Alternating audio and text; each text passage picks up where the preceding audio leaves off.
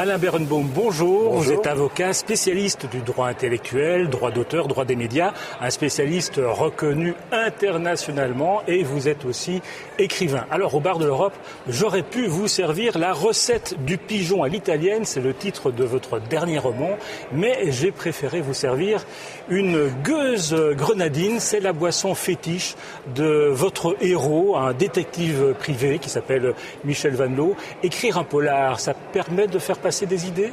Ça permet de faire passer de la bière en tout cas.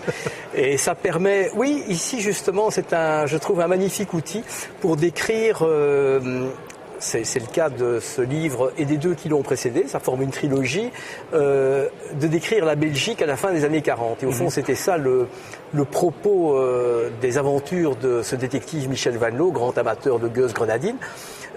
C'est à travers ce personnage, à la fois raconter une histoire policière, j'adore les polars. Ouais. Oui, il y a une intrigue. Il y a une intrigue, avec il y a des hommes qui meurent, des pigeons. Et un pigeon qui meurt surtout, un beau pigeon, un pigeon de compétition.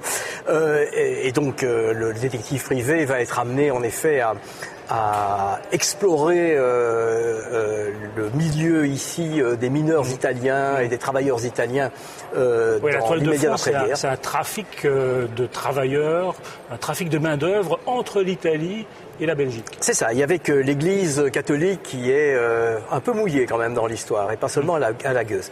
Et donc, cette intrigue me permet au fond de décrire ce qui a peu été fait par la fiction, la Belgique de la Wallonie, en tout cas des travailleurs italiens de la fin des années 40. C'est une époque où chaque semaine arrivait un train de travailleurs italiens de Chiasso jusqu'à Liège. Donc autrement dit, à cette époque, on organisait l'immigration avec la complicité, entre guillemets, des États, alors qu'aujourd'hui, on essaie plutôt de freiner ou de combattre l'immigration. Les temps ont changé.